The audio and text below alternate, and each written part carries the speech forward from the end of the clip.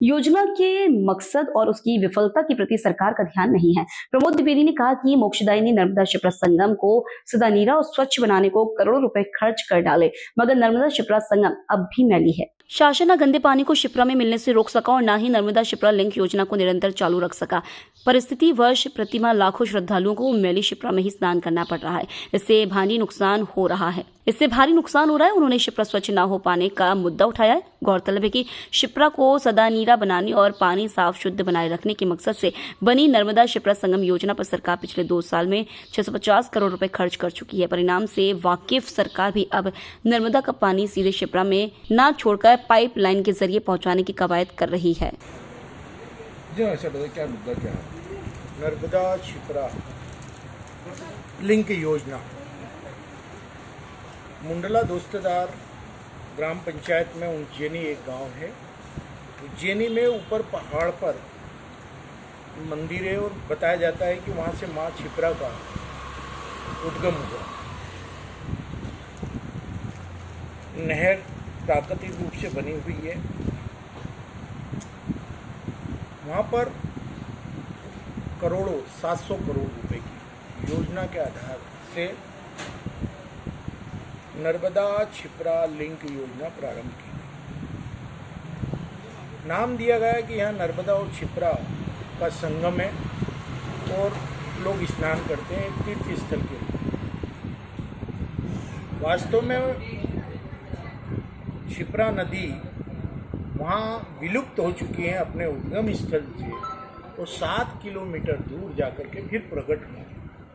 अर्थात उस मंदिर से किसी भी प्रकार का पानी शिप्रा नदी का प्रवाहित नहीं होता। कुंड बना हुआ है। इस कुंड में नर्मदा नदी से लाए हुए पाइप को छोड़ा जाता है। नर्मदा नदी का कुंड अलग है। तो फिर संगम कहाँ से हुआ? लोगों की धार्मिक आस्थाओं से क्यों खेल रहे हो? 700 करोड़ रुपए की ये योजना है। पूरा किया गया। अभी आप लोगों ने जो इलेक्ट्रॉल बॉन्ड घोटाला, उसमें 50 करोड़ रुपए इसी कंपनी ने, जिस कंपनी को ने नर्मदा शिप्रा लिंक योजना का काम किया, 50 करोड़ रुपए भारतीय जनता पार्टी की सरकार को। क्या आप लोगों को लगता है कि वो 700 करोड़ की योजना है? वास्तविक स्थिति आप लोगों के सामने है कि वहाँ पर अभी कुंड खाली है, कुंड में पानी नहीं है। नर्मदा के तृतीय चरण जो इंदौर में पहुँच रहा है, जितना पानी इंदौर में पहुँचता है उतनी ही लागत इस कुंड तक पानी पहुँचाने में सरकार व्यय करती है। 72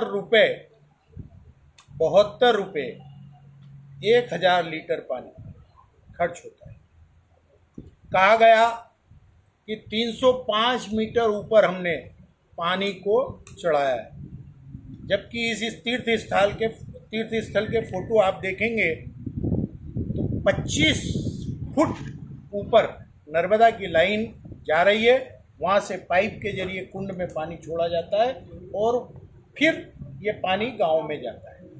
अभी बंद कर दिया गया। तो नर्मदा और शिप्रा संगम कहाँ है?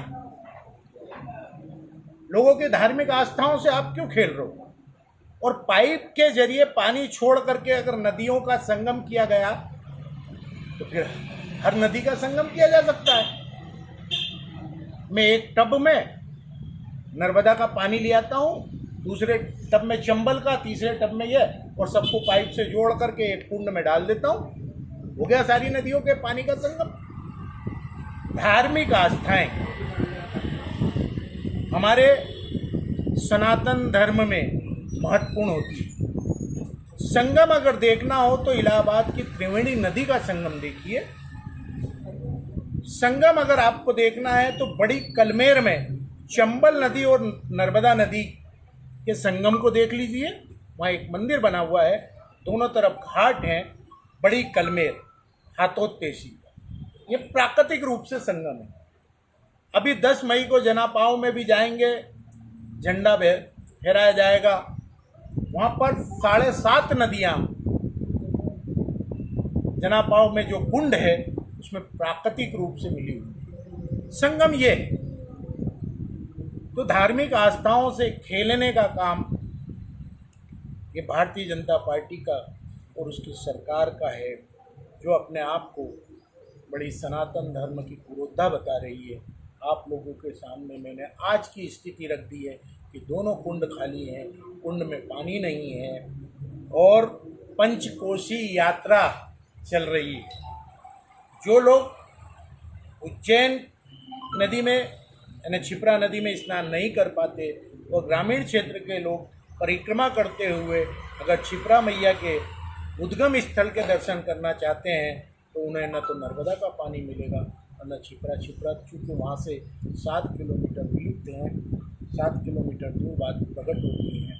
लोगों की धार्मिक आस्थाओं से जिस प्रकार का खिलवाड़ हो रहा है, मैंने इसको उजागर किया।